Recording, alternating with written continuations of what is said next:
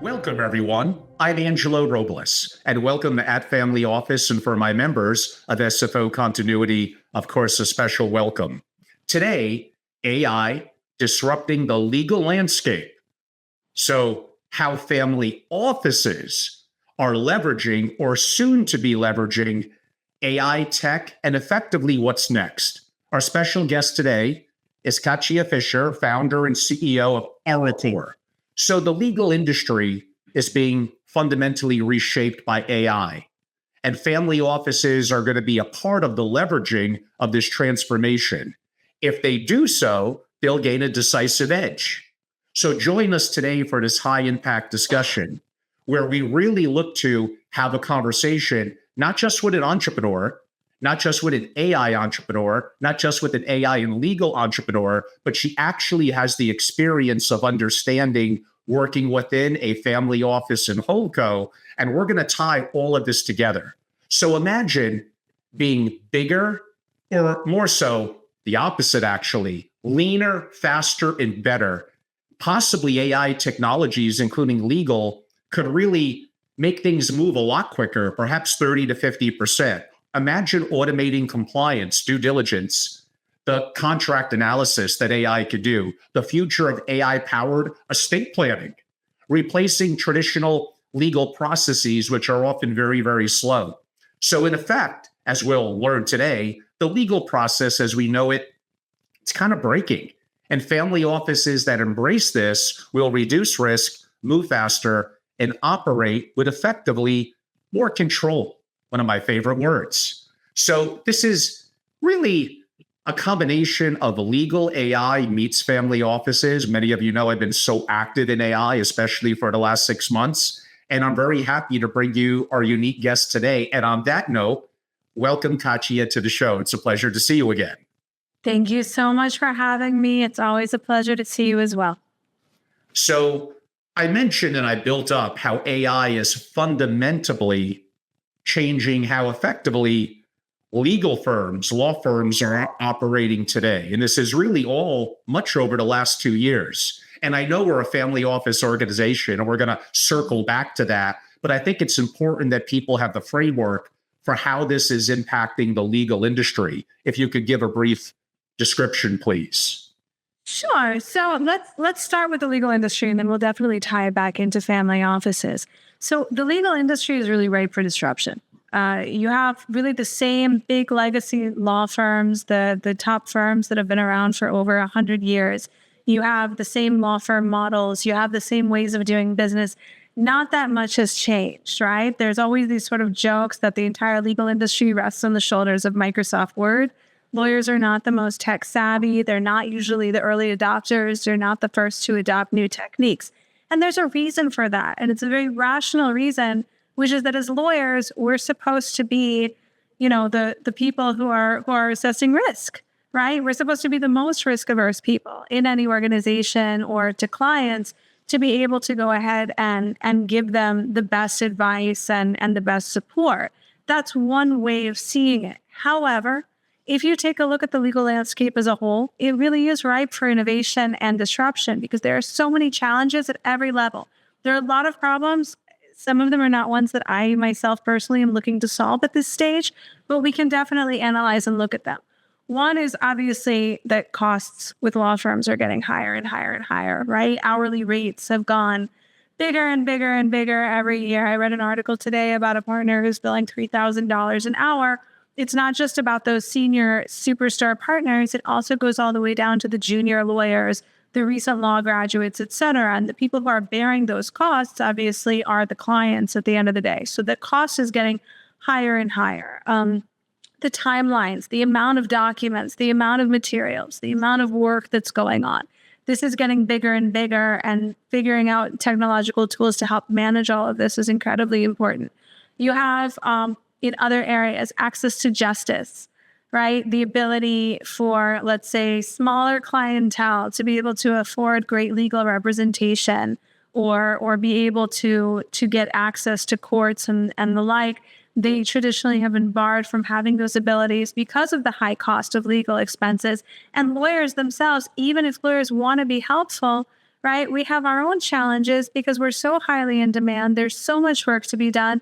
We usually have a lot of, law school bills that we have to pay off for many, many years thereafter. And so all of these different challenges are there and they present themselves.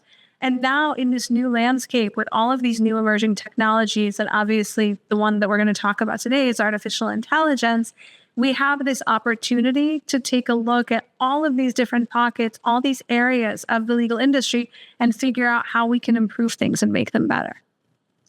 So I'm thinking from my perspective as an outsider, my focus and my expertise is the single family office, but obviously legal and legal firms are around that community because they're very, very important. When I just put my business hat on from an operational perspective and a Peter Drucker devotee, coupled with my experiences and fluidity in AI, if I was a partner or senior partner at a law firm, I am going to ask the question, why aren't we doing this more? We're spending a lot of time recruiting associates. At least half of them will either not be that good. The other half potentially will effectively leave. There'll be a small percentage that will stay on and move forward. They're going to cost us time and money to train. And I want to be a little careful I don't get too graphic here, but human beings are human beings. You put them in an office, there are sometimes things that could get firms in trouble that happen among human beings. And if I could eliminate that, if I could streamline operations and, as a senior partner, effectively make more money because we're leaner, this is going to look very, very attractive to me. Now, we'll get into the second part of that, what happens 10, 15 years down the road. But why don't we at least start with that first part of it? And I really haven't spoken to any attorney about that. Am I relatively on the right track?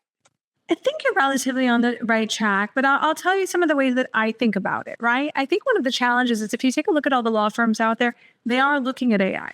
They are looking at a lot of tools. They are looking at a lot of solutions. A lot of the big firms, they all have AI committees that are coming together. And that's a combination of different people in the firm who have to come together. So you have to remember the big challenge right now is with big law firms, these are evolutionary things. They're not revolutionary things. So think about it from the perspective that if you're a partner in a big firm, right, these are firms that have been doing business the same way, more or less, for over a century, right? And slowly but surely, yes, they adopt new tools. Yes, they adopt new things. Yes, they try to be efficient. They don't have a lot of incentive to completely revise the model structure, right? Or redo anything. That pressure is going to have to come from the clients. So at the end of the day, yes, maybe you want to do all this stuff, but you're also going to think, hey, I'm a senior partner. I'm really busy. I have a lot of things to do. I don't know what software tools are going to be the best ones. I don't know if I can really trust this stuff because it's brand new, right? There's all of these different areas of law. There's this, there's that. There are a lot of consequences that come for bigger firms. Smaller firms can afford to be a little bit faster and more nimble, especially because they want to be more competitive with the bigger firms. But you have to think of all of those different things that come into play, right? Then there's also the issue, big attorneys are concerned about liability issues. They're concerned about security. But the biggest thing of all is that in a larger firm, partners are not the decision makers when it comes to software in the firm. That's where the committee comes into play because you have to have a chief technology officer, a chief innovation officer. You have technical people who are evaluating those products and looking at them. And then they're doing pilots and they're running them and they're moving it forward. So I think that you will see a lot of changes in the legal profession. And I think that as we go through the years, you'll start to see more adoption. You'll start to see firms that are trying out new models and things like that. But I don't think that you're just going to wake up one morning and all of a sudden there's this whole new shift and there's no more billable hour. And, the biggest law firms in the world have dropped 80% of their talent pool. I think it's something that's very slow. What's interesting from my perspective, right, is I was a partner in a big firm. I've worked in a big firm atmosphere, but I've been in-house for the last 6 years with family office overseeing venture investments, software companies, nonprofits, private equity, et cetera. Family offices are actually in a unique position and a really interesting one because those tend to be very small in terms of when you look at the key management team. You don't have hundreds and hundreds and hundreds of employees inside most family offices. That's actually quite rare to see that. Exceedingly rare. Exceedingly rare. I can think of one off the top of my head, but it's I think of two, and I know thousands. like you know thousands. Rare. And why is that even needed in today's world? I could argue the two that I know, and one of them goes back 4 to 5 years. It's an antiquated model driven by multiple people in HR and a perception that we need to have a lot of people in various disciplines of investment, like credit, like real estate. I'm sorry, it's overkill. It's just not needed. Right. But here's the thing. Your mindset, right, tends to kind of mimic the mindset of family offices. Family offices, they want to get a little faster. They want to be nimble. They want to do more with less, right? They have an aligned incentive with the type of software and AI that I'm talking about. Because for them, it's not about the billable hour. It's about value creation, and it's about getting deals done. And it's about having the most information, moving the fastest, getting stuff done, making sure they're ahead of the game, right? Think about it. They're not thinking like, how can I monetize my hours as an attorney? They're thinking, how can I get this deal done, and how can I get the right deal done? So in that case, they are much more flexible. They're much more nimble. They're faster. They have a much higher incentive to be cost efficient, right? They don't want to be spending millions of dollars on outside legal spend if they don't have to be. Usually, if you have an in-house counsel in these family offices, it's usually like one person who's struggling under a pile of, you know what, right? They don't have massive teams. And so for them, the idea that there could be tools that are out there that could be adopted by these offices is really, really great, because you can see instant value add and instant creation, rather than from the law firm perspective, which is sort of more long-term and thinking about, you know, what's the future of big law and things like that. So I think that AI is really, really interesting, and new software is really interesting for law firms. But just taking it back to the family office environment, I just think it's something that could be much, much faster in terms of adoption and immediate value add. Yeah, a family office having in-house legal counsel could be a tremendous advantage for a lot of the reasons that you noted. No disrespect to commercial legal firms, but they are in the business of being profitable. They are going to charge you the hours, and sometimes they're not highly motivated to be as, use a nice word, efficient, perhaps, as they could be. But internally, there's nowhere to hide. You're lean. They're probably overbooked, overworked. It's basically a set salary with likely some sort of discretionary, at best, bonus. And I could have adapted my title a little bit. So those of you that are going to be watching, it's an extra treat that Katya actually is effectively a legal professional who happens to be an entrepreneur, but a legal professional inside the family office. So it's an extra value added. I'm gonna straddle a little bit both worlds of the legal profession and family offices for a couple of more questions, because I think the foundation's important. Why knowledge work is going to be decimated? It's just the reality of it, because if it's something that's in the books, AI is just simply going to be able to do it better. Therefore, I look at something like the accounting profession that's very black and white. I think that's going to be gravely impacted effectively by AI, more so 3 to 5 years out. But a lot of legal stuff, research, case study, etc., there's more gray, but there's a pretty lot of 85% black and white. If I'm a younger person who wants to go in a legal profession and go to law school, critically thinking, processing information, making a case study, bravo, all very valuable. I don't know if looking now 10 years out, if this is going to be the ultimate profession for someone who's very, let's even go with the word giftedly smart. I don't know if anything is, because if knowledge work is going to be that impacted by AI, other than creative work or being really an entrepreneur, and even that's going to be gravely challenged 15, 20, 25 years from now, when effectively it's 1,000 times smarter than Einstein. Therefore, the profession that you love, that you grew up in over a while, don't you see it being really impacted in the years to come? So first of all, yes, I do. That's why I am not only an attorney for a whole group of companies and a family office, but I'm also CEO of a legal tech AI company. Yeah, that says it all. Right? Like I got ahead of the curve. But the thing is this, look, with AI, I'm so deep in it and I know what's coming down the pipeline. I know what to look for. I know a lot of people, when I show them my product, they're like, I can do this in ChatGPT. Go try it and come back and give me a call, right? People, they're not testing enough. They're not knowledgeable enough to really understand and see like all of these little nuances and fine points. I also understand what AI can't do. And so you have to think of it that the people who are going to come out on top are the ones who are creative and the ones who have leadership qualities. So think about it this way. You know how you always hear like founders of major companies saying like, yeah, the guys who went to Harvard, you know, like I'm not one of them, but they work for me, right? And you have that. Think about that as AI. Think about the idea is that if you're a person and you know how to use all of these AI tools, it's like you have this superstar team working for you, but you're in control.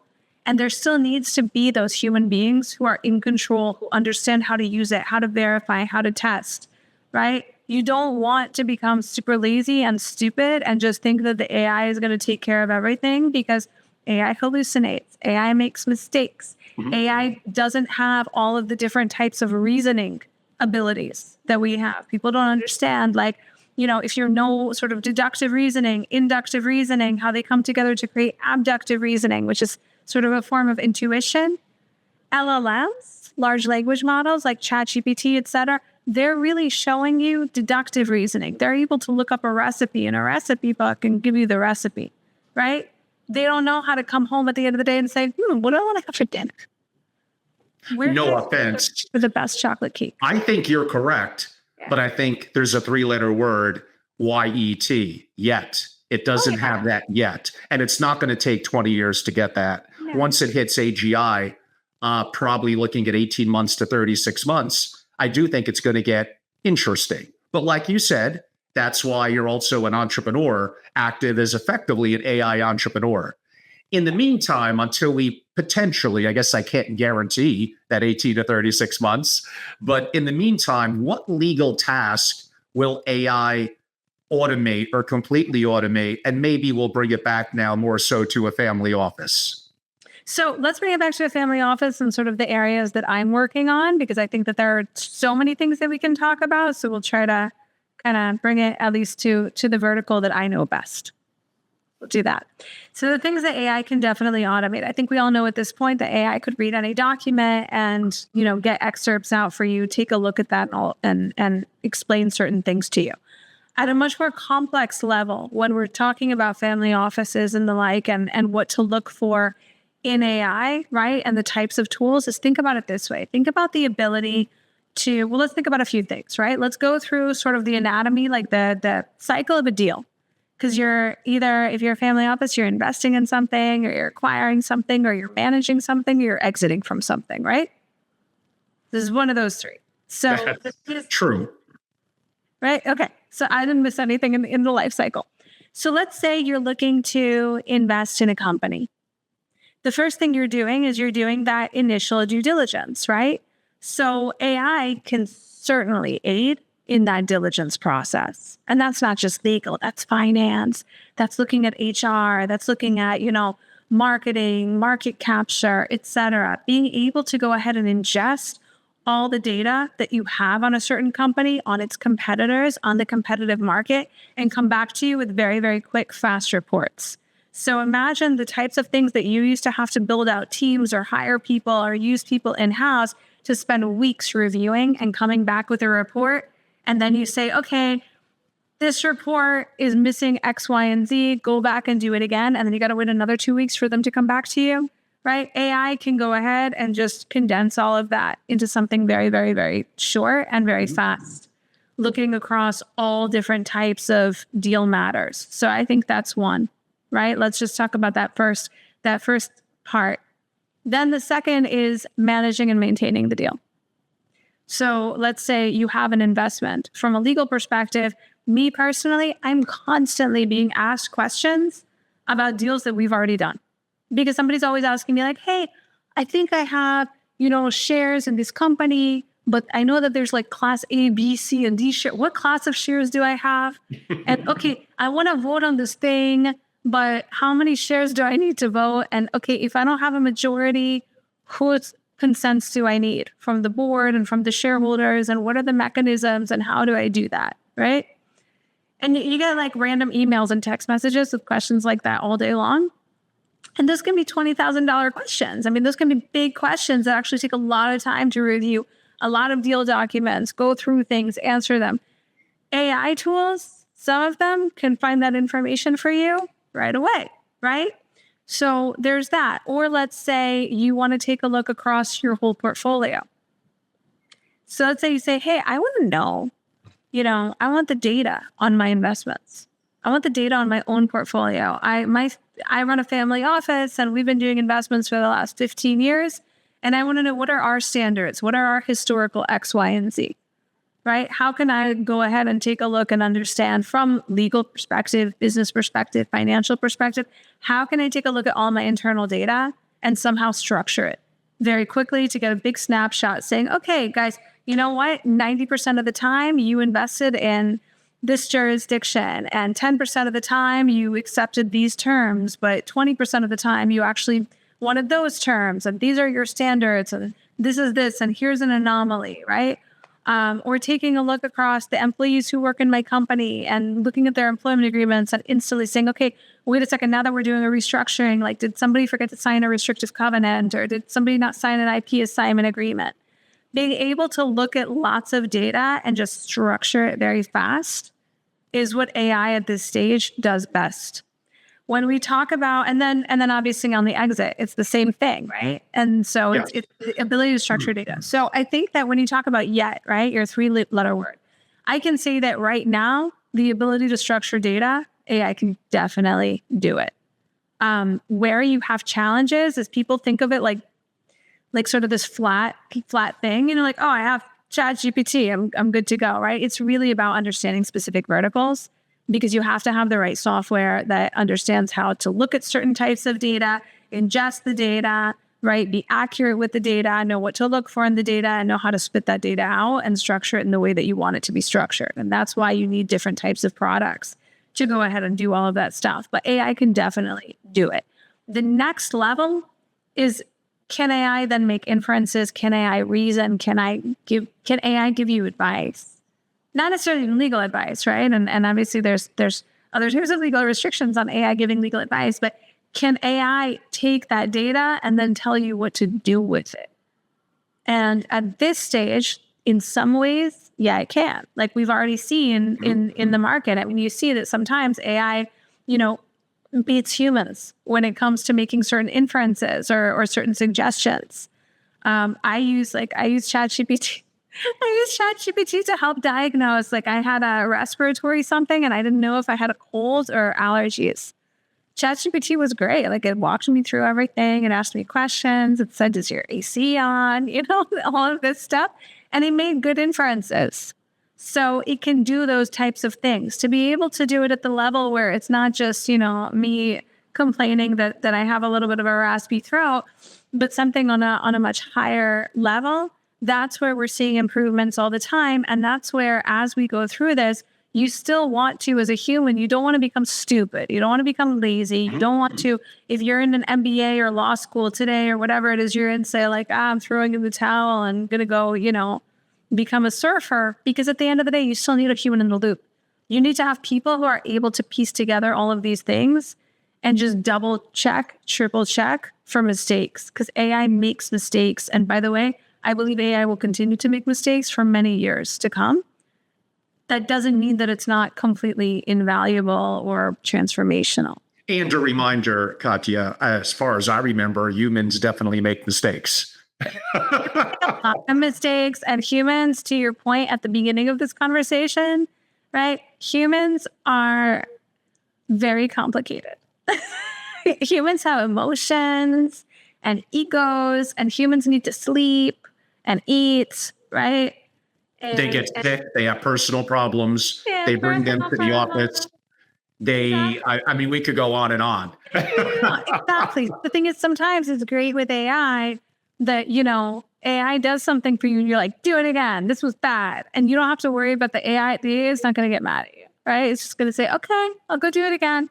I always say please and thank you to LLMs, just so you know, because just in case one day they take over the world, I want them to remember that I was nice to them. I actually had that discussion with my son. He takes your approach.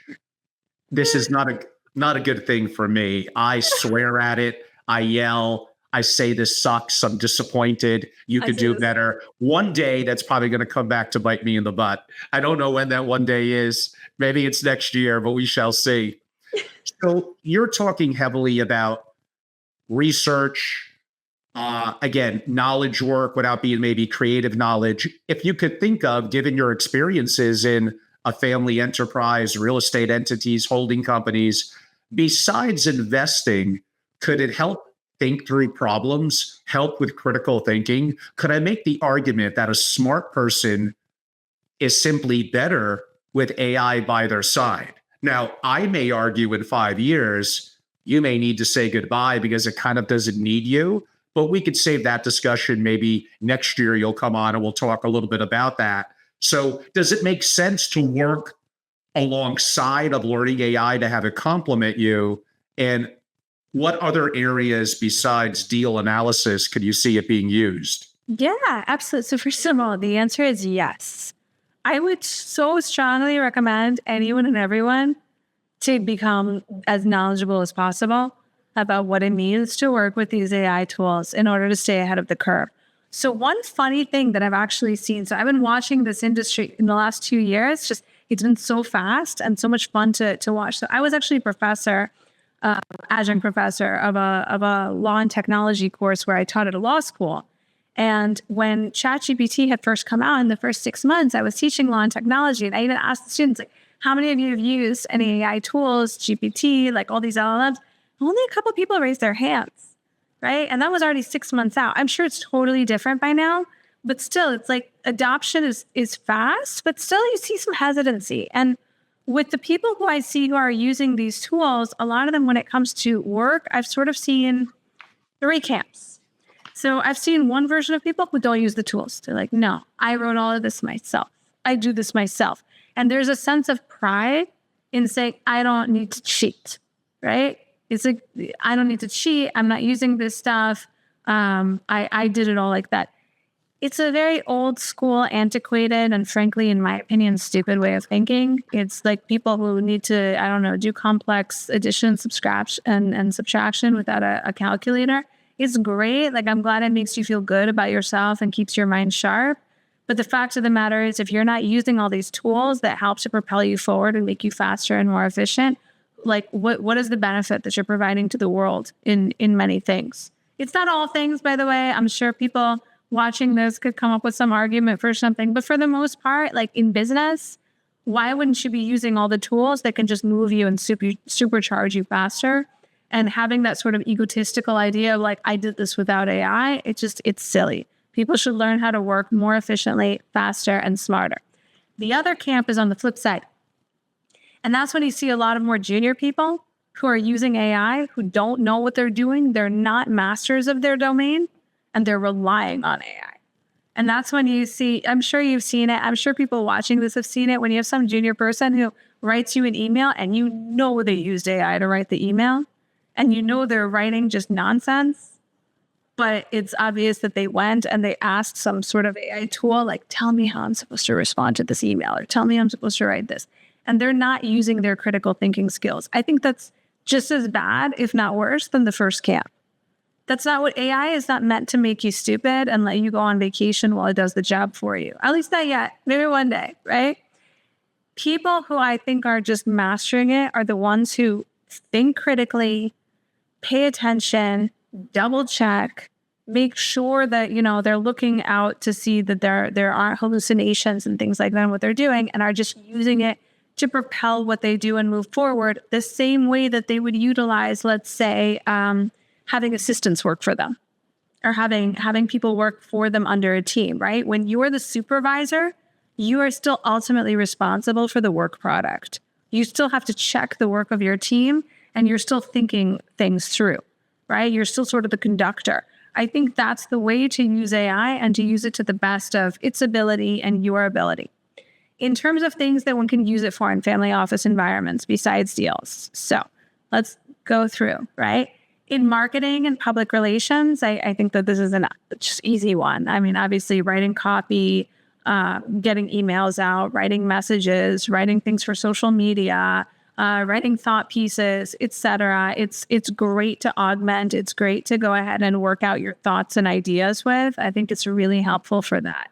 For doing lots of different types of research to understand, let's say, new markets, new industries, it doesn't replace the need to have an expert. Obviously, if I'm in a family office that's never invested in, I don't know, oil and gas before, and now we're about to go look at oil and gas, like I wouldn't rely on an AI tool to explain to me the whole market.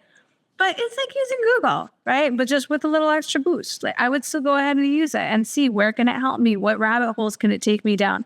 What kinds of questions should I be asking? How can I be more prepared for a meeting? I think it's really useful for that. In human resources, in HR, obviously having, tools that are also good for legal, like reviewing employment agreements, being able to go look through those agreements, understanding how to do things faster. It can be very, very helpful in that sense as well. There are a lot of training simulation tools that you can now build with AI.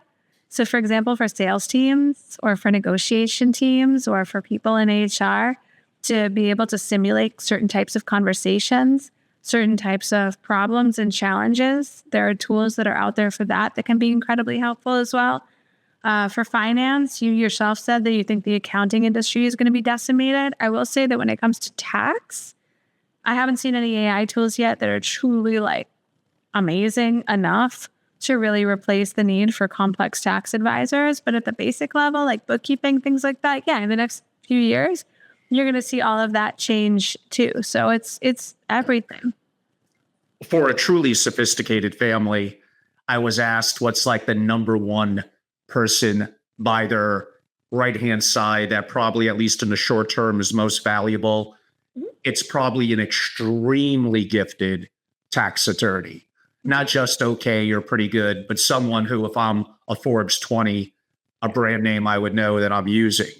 And uncovering those people, they really are truly special for now. I do think things are changing. And an analogy that my audience has heard me use before, given your legal background as an attorney, you're probably familiar with the very popular show, a little back in the day, Suits. And I look at the character Harvey Specter as, to me, I don't even really look at him as classically the fictitious character, of course, but being an attorney, Harvey is a critical thinker who solves my problems. Sometimes he bends the rules a little bit. I don't need to know about it. He just makes my problems go away. That relates to the value of critical thinking, of human emotions, connectivity, meaning having the right connections to help you get what you need. That's all going to be valuable, I think, for a good 5 or 10 year period. I think that will start to get more narrow, because even that's to some degree knowledge work, as AI just simply gets more powerful, AKA better, especially with the advent of AGI and quantum. But that character, Harvey Specter, is sorely needed, in my opinion, in really any significant family office. And that does go to show that is not quite as black and white as I think taxes are. Although I agree with you, some of the advanced programs now, I actually would think they would be better from a creative tax perspective than they are, but I'm assuming that is changing. So let me unpack everything that you just said from my opinion, right? So just a funny story about me, when I went into law school, I thought I was going to be an entertainment lawyer. I wanted to be an IP. I wanted to work in art law. And because of that, I was taking all these IP courses. I actually was interning in a major firm for the art law practice, then an entertainment law firm, right? We were representing a lot of rock stars, things like that. And my husband is a tax accountant. And so he said to me, Katya, could you just do something useful while you're in law school instead of all this art stuff. Go take a tax law class. I said, are you crazy? I mean, I don't know anything about tax. I don't know anything about, I'm not a numbers person, right? I went to law, it's the famous line, like I went to law school because I don't do math. He said, just take it. Just take intro to federal tax. Like, just be a little bit useful to me. So I said, fine. Okay. So I did it for him. And it changed my life. I went into intro to federal tax, federal income tax, and all of a sudden I felt like I'd taken the red pill. And suddenly I understood the world in a way that I had never seen the world before. I saw it from a completely different vantage point. And I became obsessed. I took all the tax law classes, partnership tax, corporate tax, real estate tax. I started taking all the corporate law classes too. My best grades in law school were tax and corporate. Okay. And who knew? Like, I thought I was this, I thought I was sort of art law, right? And it turns out that where I was the strongest was in these sort of very, very hard, very disciplined areas, because I understood it. I got it. I remember I took corporate law. I was like, now I finally understand what Richard Gere did in Pretty Woman. It all makes sense to me. Right? And so suddenly, like M&A, everything made sense. And it changed my life, and it changed the trajectory of my career.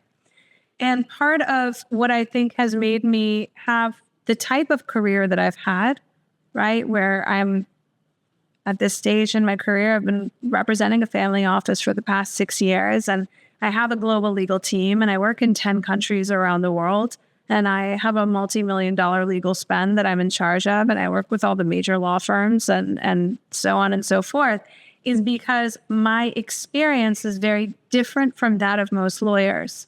I am not a specialist. I don't have one area where I learned to do this one narrow thing, and that's all I did all the time. I got thrown into all kinds of stuff.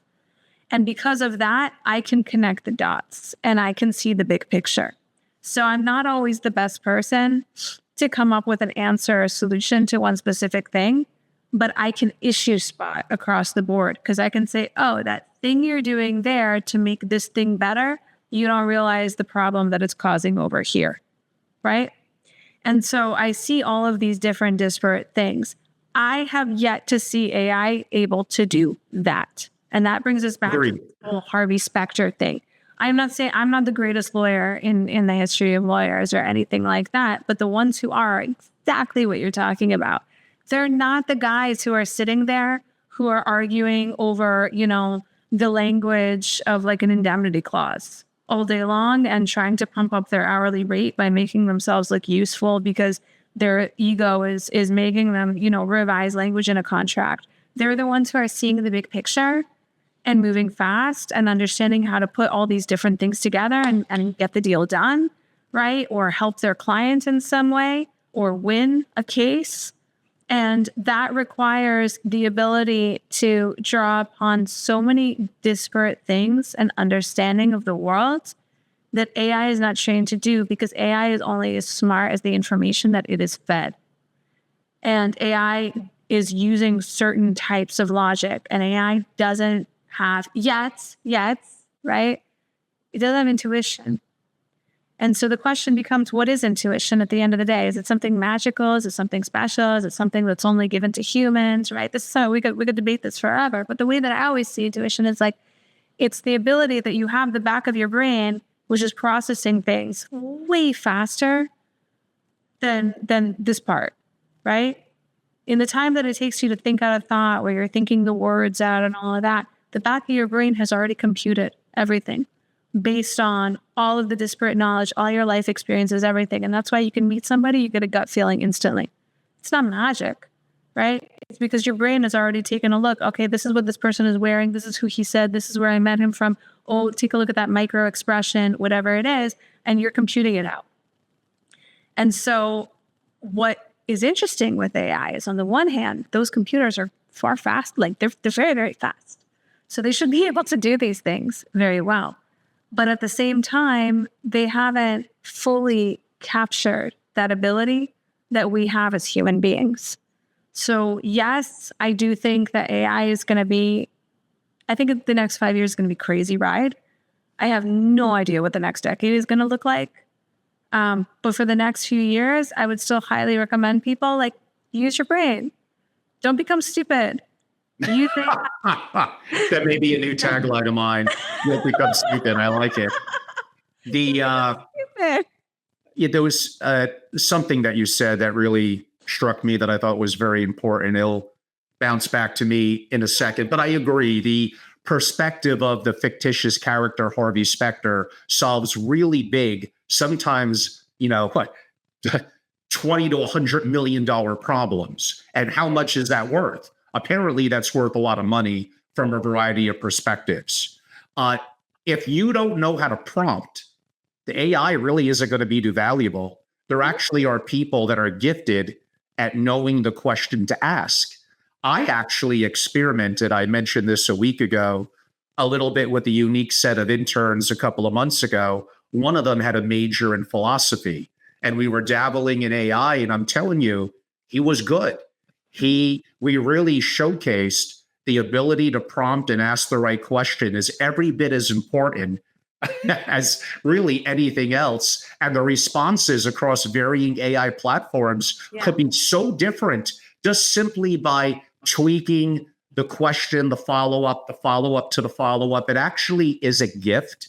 I do think that's going to be commoditized away to a degree within 3 to 5 years. But for now, I'm not going to say I would pay a couple of $100,000 to someone who's an incredible prompter, but effectively that just means they're a very good critical and free thinker, and that is valuable, at least in the moment.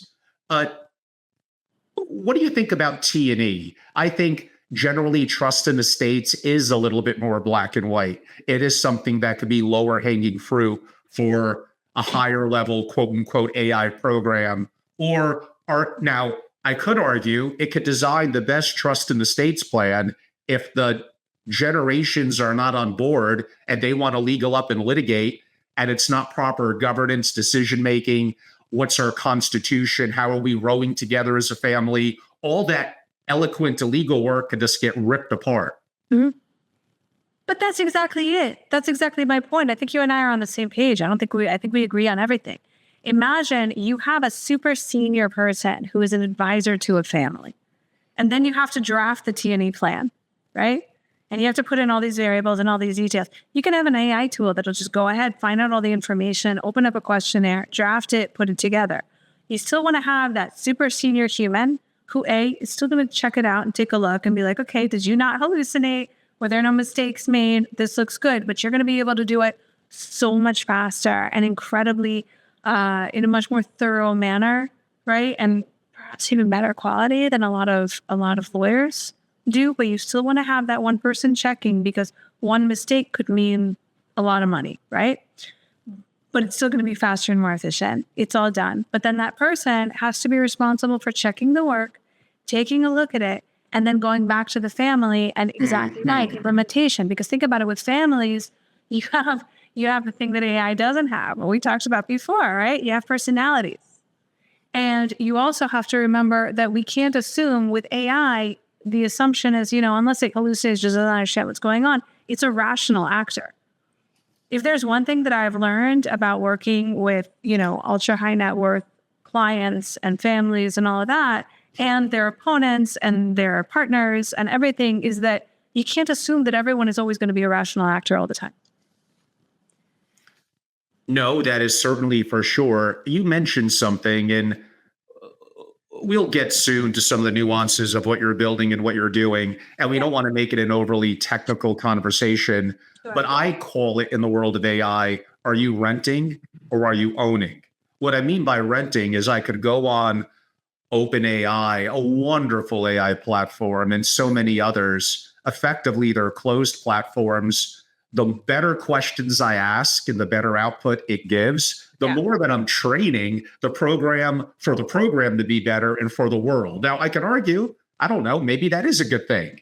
But if I'm proprietary in my knowledge about what we're doing as a multi-billion-dollar family, and AI is enhancing what I do, and I'm training it to theoretically help everyone, including my competitors, I'm going to want to bring that internal. Now, I promised I wouldn't make it a nerdy conversation. Do you use Meta's OpenLlama, DeepSeek? Do you have open source? Do you store it on your AWS server? Do you control it? The answer is kind of yes, yes, and yes. But ignoring your technology for a second, for the average billion-dollar family office, The average billionaire, yeah. the average billionaire, should they be a little bit more discreet and private about what they're putting on platforms that are more closed and really training the system to be better for everyone? Sure. I mean, look, without talking about my product, I won't plug what I'm building, but I'll just tell you the things that you want to think about. Okay. So there are a few things. First of all, when it comes to these large language models, let me explain some things to your audience because I don't know if they're as geeky as we are. Right? They're a little geeky, but they're probably not as geeky as we are. First of all, when we take a look at these models, right, and what we're using, there was always this question, especially in the beginning with OpenAI and the like, why invest in anything else, right? These LLMs, this is the most valuable thing. This is where the money should go. If you've taken a look at what's going on in the media lately with DeepSeek, we're seeing that that's not really the case. The LLMs, large language models, are becoming more commodified. The prices are going down, there's more competition, and there's new models coming out constantly. So now you have ChatGPT and all of its various reasoning models. You have Anthropic and Claude. You have Llama, right, which is open source. You have Mistral in Europe.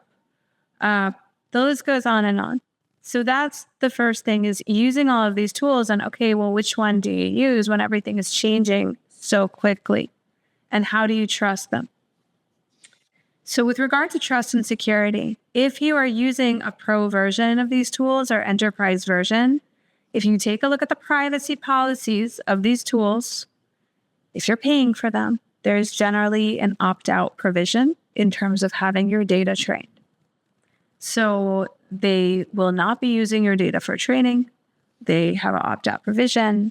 You can take a look at retention policies. If you're using a third-party company that utilizes these tools, those third-party companies are probably using lots of third-party tools like Microsoft Azure or Amazon Web Services and so forth, where they're using enterprise versions. Enterprise versions have very strict guardrails about data retention, privacy, and the like.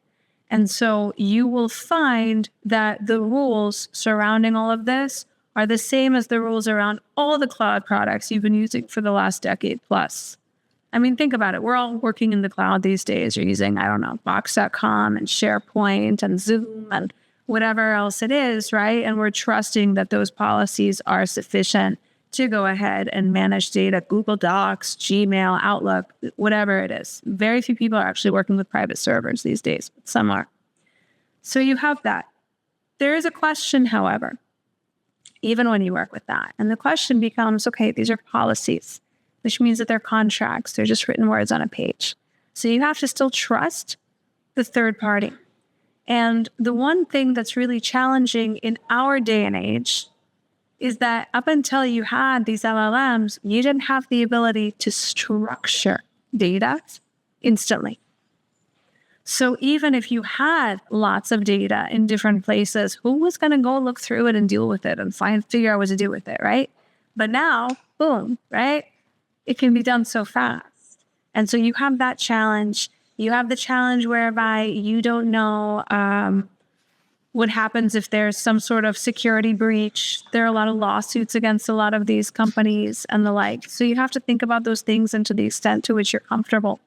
You have the fact that in certain countries, for professional reasons, for GDPR, some of these things like OpenAI, they don't fly, right? And so we have those challenges as well. When we take a look at open source models, what's very interesting, of course, is with open source models, you can then work with companies that are using open source, that are fine-tuning to create small language models and build something that can be deployed privately, right? That can have more control around it. You are always going to give up speed and efficiency and potential top quality for security and privacy, but that's a decision that every company has to make itself. So those are the different things that you want to question and look at. And obviously, if you're working with vendors, you want to understand how do they approach these things? Who are they working with? What are they doing? What are the things that they have in place? The next question becomes, what kinds of materials are you uploading into these things? I mean, a lot of the times, frankly, I see people who are extremely nervous about sharing something. And then you look at what they're nervous about sharing, and except for the names of the parties, it's like boilerplate, right? I mean, frankly, who cares with a lot of this stuff? Other stuff that's not the same. Other stuff, we have a lot of information where you want to keep information asymmetry. And so all of these things, these are all things to question. These are all things to look at. And it's an interesting conundrum. It sure is. And a lot I'll be covering this upcoming year here in 2025 related to AI and becoming trendy this year, apparently, are AI agents. Yeah. And could you see a world where effectively the AI agents that quote unquote talk to each other as well, that are focused on maybe one specific task, are also interacting with humans in the family office and possibly members of the family? Do you see that evolving very, very quickly, and the impact broadly on the family office and even the work that you're doing, which I promise we'll get to very shortly as an entrepreneur? Yeah, for sure. I mean, look, AI agents, all of these different AI tools, they're all coming together. So what is an AI agent, right? AI agent is the ability to have some reasoning to understand how to go ahead and do several tasks and put those things together and get things done, right? So think of the large language model as being this repository of information that can go ahead and give you answers, but the AI agent can go and look something up, go find something, find things on the web, etc. Most of the AI tools that are out there right now, they're all utilizing a combination of both. And obviously you have that strengthening with time, and it will become more interesting. The question I think becomes for family offices is, do you buy things off the shelf? Do you build things, right? What products do you choose? What are your needs? Do you sit back and wait until the market becomes a little bit more, the market settles a little bit so that you're not making decisions too early on? Or do you jump in as an early adopter because of the fact that these tools, they're changing constantly, right? They're upgrading, they're improving, and the like. But agents are, it's just another part of sort of the arsenal of working with AI. And I kind of asked a version of this question earlier, but it's going to be maybe a little more succinct now. How can AI help detect and prevent legal risk before they escalate? This is an amazing question. So we've been talking about this. I actually had lunch yesterday with, I can't see who I had lunch with yesterday, but I had lunch yesterday with somebody. Sounds like it was a great lunch. I missed out. It was a great lunch. And if the person who I had lunch with yesterday is watching this, I had a good lunch. So we had a good lunch, but we were talking a lot about specifically that is, how can you use AI, not just for negotiation tactics or things like that, but how can you tell if someone's going to be a good business partner? If you should even do business with that person, right? And these types of things. How do you start taking a look at all the psychological components as well, and bringing all of this into, for example, an AI tool to be able to understand the risk assessment, understand not just, risk assessment in terms of contracts and legalities and different scenarios, but also, as I was talking about before, like how do you figure out how to train AI on human nature and different personalities and all of that, because that's always the unknown variable that comes into all of these different things. And a lot of times when you're thinking about legal risk, I mean, you're always making a decision. And by the way, I think the best lawyers, that's all they think about.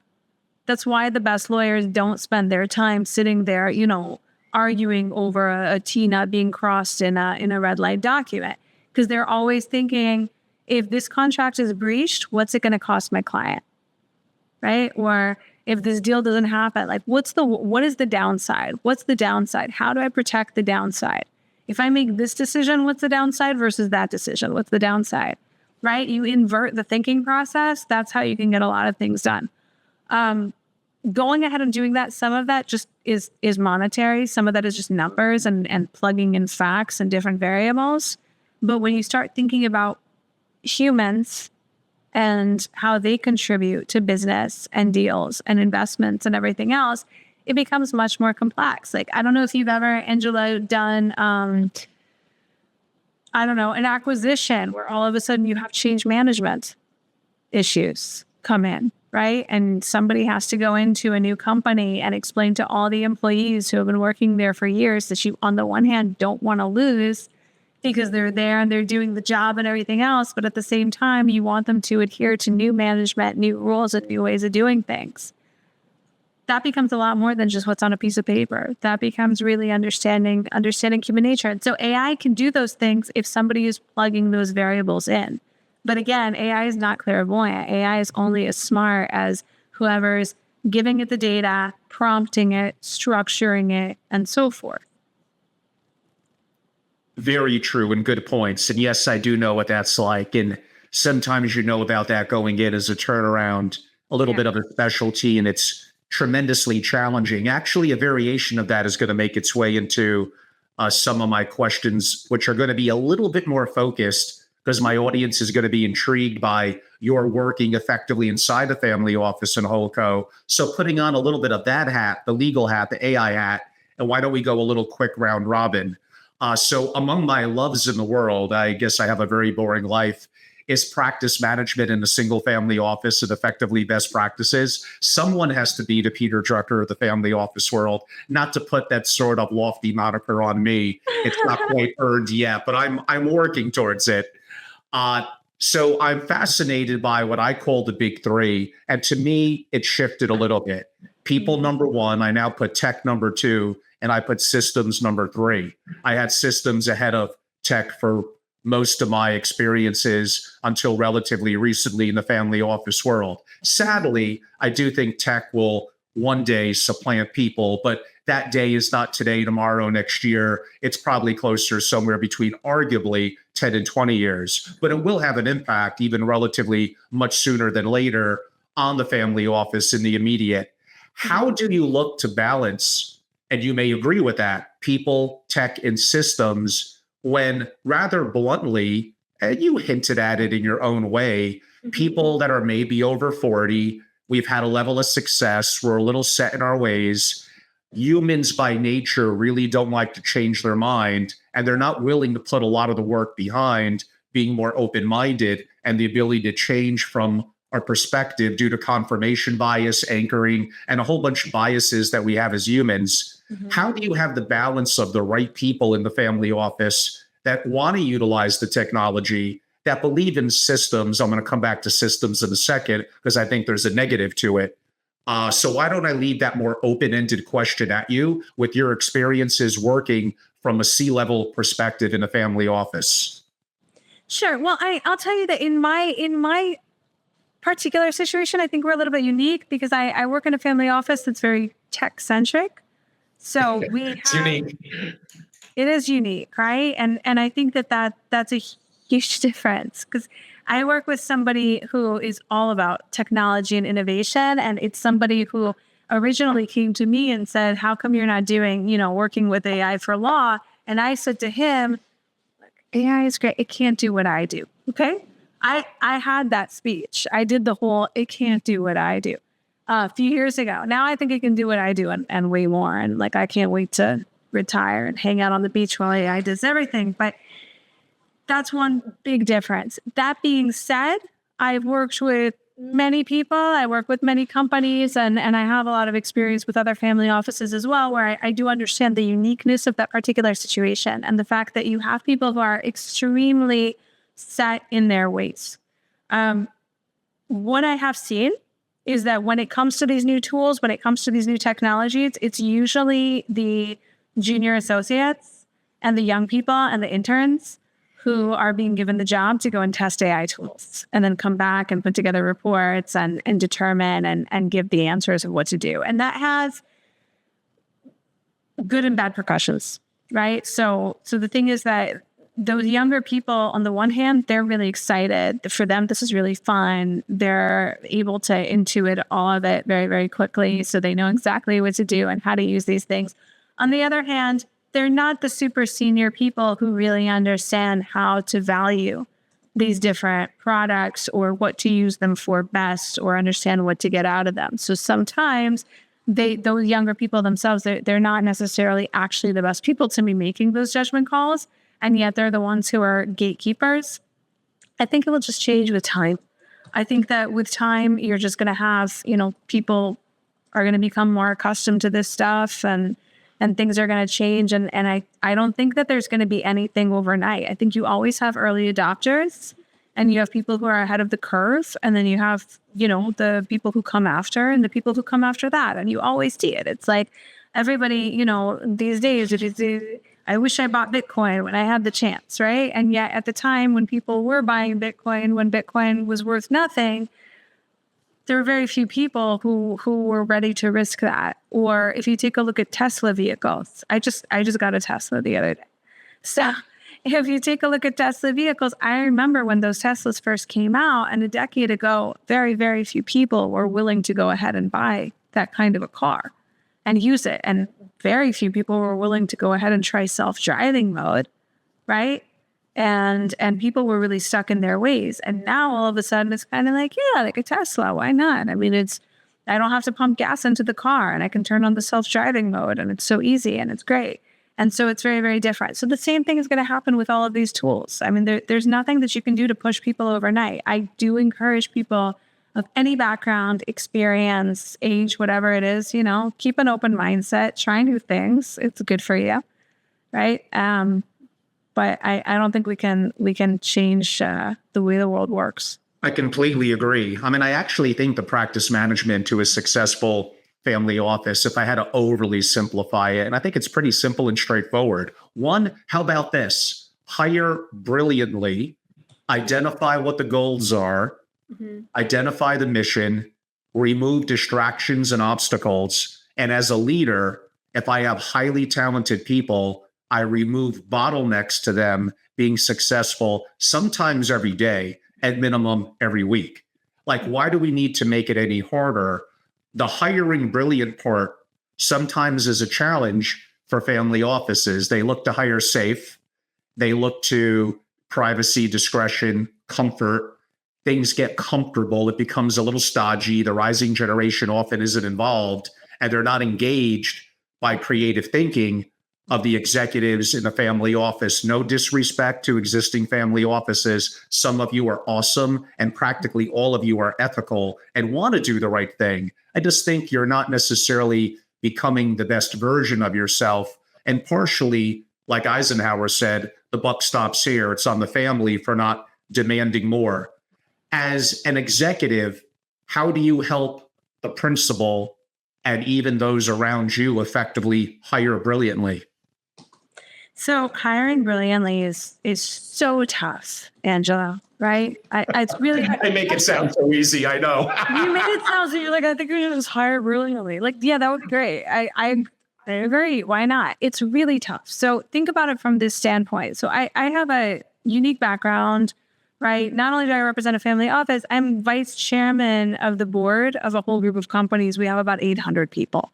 So over the years, I've hired, managed, supervised, led, terminated many, many, many, many people. And I'm CEO of a tech company. So I've done it many times there as well. And I've done it with people, not just lawyers, right? In HR and marketing and software and in every single facet. And I'll just tell you that for me, for example, when I first started doing it, it was really hard because you would see resumes of people and everybody looks good on a resume, right? And you meet people and people are nice and you're like, how do I know that it's this person and not that person and et cetera. And it's something that I had to learn with time. And there are a lot of things that go into this. I mean, this is going way, way off topic from AI, but it's still a useful thing to discuss, which is that I read Ray Dalio's Principles. Sure. I love that book. Okay. I love the business principles. I think it's a great book. And he has this whole part about building systems that you can walk away from. And the idea that you build systems that you can walk away from. And when you're hiring and when you're recruiting, you have to think of the ideal candidate profile first, and then you look for people to match that profile. You don't just randomly go select people, right? You really envision kind of like a baseball team playing cards. Everybody has strengths and weaknesses. What are the things that you need specifically? And you try to really create the system And then you find people, you create a system, and then you can walk away from it and go build something else. And my experience has taught me that he's right. Every time I found somebody who I thought was really talented, but not what we were looking for, and therefore I still wanted to create an opening for them or a position or opportunity or try them, it's always ended up not being the right decision. So I think the first thing with hiring brilliantly is, do you know what you are looking for? Do you know exactly when you close your eyes, who is that dream person? What skills does that person have? What's that person's personality type, right? What are the types of obstacles has that person dealt with? What is that person's knowledge? How does that person manage certain things? Just lots of different things, right? Is it fair for me to bring up, and we'll use you as an example? Yeah. Now we're gonna yell at the family a little bit now. Let's yell. Like, if you're not willing to compensate and motivate that person with compensation, let's be honest, that's a massive motivator. So if I'm going to recruit you from a big legal firm who's a 7-figure earner, who's a partner, why the hell am I going to want to work in your family office if I don't feel I have a better opportunity? And that applies to someone in private equity. That applies to someone gifted in a big four. Families often don't want to pay and create a career track of what it takes to hire brilliantly. Am I wrong? No, you're not wrong at all. Not in my family, of course. My family. Oh, no, of course. But look, families are very cheap. I've seen this for years. I've worked with other family offices. I've spoken at a lot of family offices events. They always want to have some in-house advisors who are kind of more like coordinators, and then go and work with the best people outside. And I think that part of it just depends. It goes back to, do you know what you are looking for, right? So let's put it this way. If I'm a family office, if I'm the head, and I say, listen, I just want people in my team who are just sort of coordinating, making sure things are working, but I want to work with this outside consulting firm and this outside advisory and this outside law firm and blah, blah, blah. That's where the superstars are. I'm not trying to bring them in-house. I'm not, I'm fine with it. I just need some people to manage. That's cool, right? That's okay. You can do that. And you can find people who are competent and you put good money on them, but you're putting like the big money on the outside. If you're saying, I want to turn my family office into like a SWAT team and I want to hire the best and I want to be the best, yeah, you got to pay, right? But then the question becomes also, even with paying, you're being smart about it. And are you being smart about it? And what I mean by that is, if you're going to hire the best talent, you may actually end up spending less money overall, because the fact that you're not paying money for all the mistakes and all the screw ups and all the additional advisors that you needed to hire to bring things in, right? Mm-hmm. Simultaneously, if you hire the wrong super expensive person, you just hire a really expensive person, and then you're spending a lot of money on a lot of other stuff too. So the question becomes, how do you, really define what you need in-house? What are you building? And that certainly, it's not an easy question to answer. And it's a question, first of all, it's a different answer for everyone. And who is asking the question makes a big difference. But it's those types of things. But if you want to be a SWAT team and you want to be the best of the best, yeah, family offices, they have to step up. You want to get the best talent, you have to go and attract the best talent. The last question before I ask you about your amazing firm and what you're building as an entrepreneur, related to kind of the practice management side, and one that has potential to get me in a slight bit of trouble. And if you want to be very political in the answer, it's okay. It's okay. So I'm going to bring up Elon, what he's doing in Doge, and all the uproar that he's sending the employees who often work from home. I have no idea what they're doing. Give me 5 things that you've done this week. Someone who's worked in business and companies, you and I, we understand objectives and key results, OKRs. We understand KPIs, key performance indicators, because they give us metrics that Peter Drucker and others have spoke about to help measure performance, not to be mean, but we have a job to get goals done. And I want to help you. I want to help you get those goals done, because as a leader, it's somewhat, or a lot of it reflects on me. We're working together towards a goal. and looking to get better. The fact that running a family office, being unclear of goals and knowing the progress that my people are making, and probably having project management software so I could track, especially if they're more virtual, and the family could track the progress that we're making. Now, again, I opened up, let's everyone please ignore the politics. I don't care what side of the aisle. I don't care if you like Elon or not. Just look at it from simply a practice management perspective. There's uproar over that, which goes to show the difference between a government employee and those of us that are in non-government for-profit enterprises, where I hope we're held more accountable.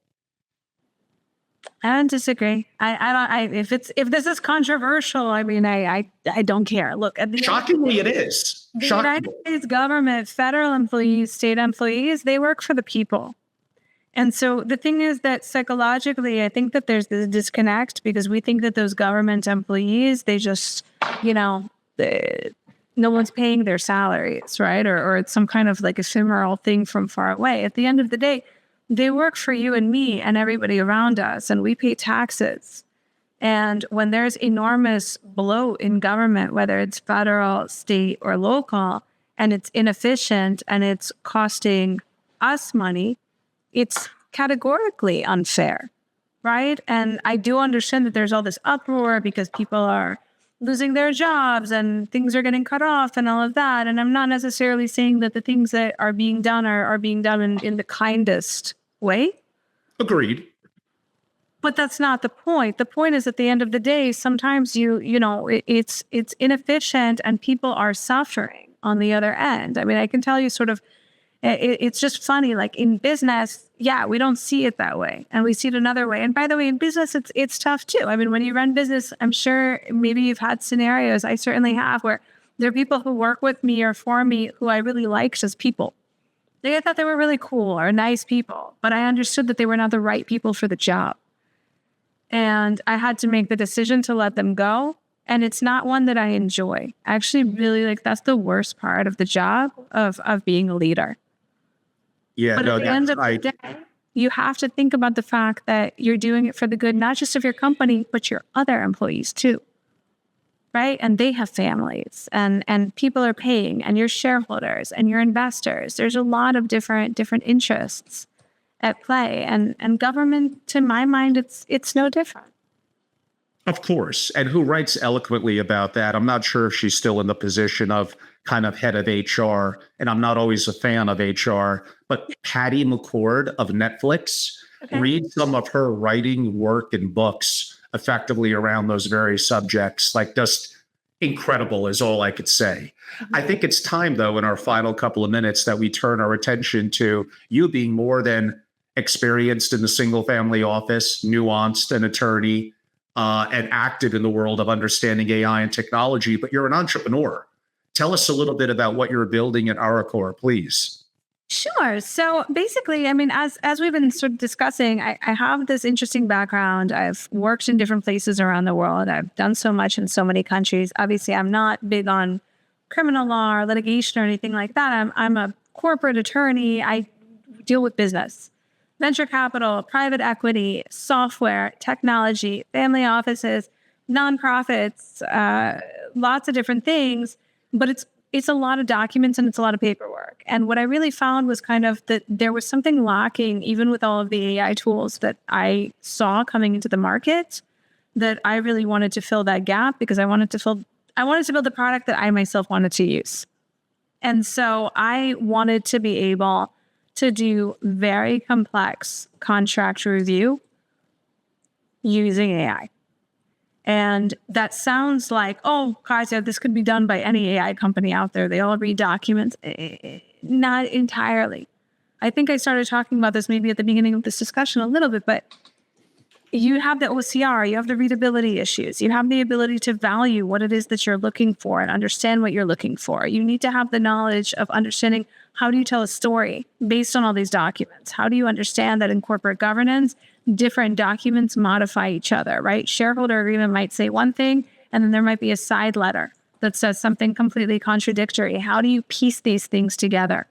And I was very frustrated that a lot of the times when we would have questions and we would need to do so much and make decisions really, really quickly, either my legal team would be saddled with answering questions where they have to go through voluminous amounts of documentation, go back into our files, look at things, figure things out, or we would have to go to a big law firm and they would spend a lot of time and we would get these exorbitant fees. And I thought about it and I was like, this is not strategic work. The strategic work happens after we get the answers to these questions. We're just looking at the documents and understanding what they say, right? And trying to condense that information so that we can make actionable insights. What if I could have an AI tool that could actually do that and look at things the way that somebody in my team would look at them? So that's what we really started building with Aracor. And we started out just testing it on the companies that I represent. And so I've been very fortunate. Listen, I have a massive testing ground, right? I have a whole team of attorneys. I have a bunch of different companies.